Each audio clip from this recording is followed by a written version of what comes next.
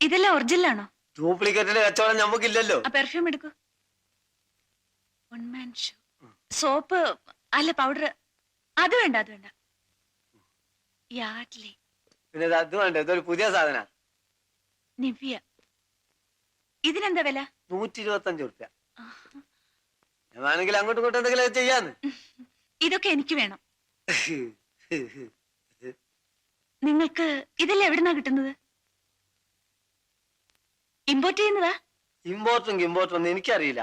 ഉരുല്ലേ മച്ചുവ, അറബിന്റെ അവിടുന്ന്.